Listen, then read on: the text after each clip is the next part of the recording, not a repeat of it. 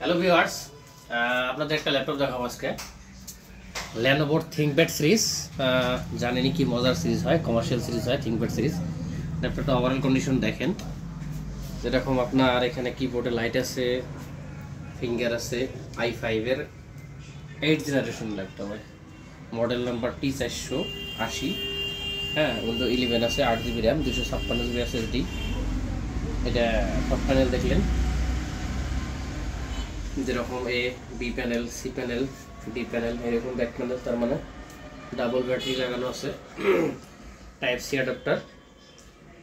Overall একদম ঠিকঠাক, good condition laptop.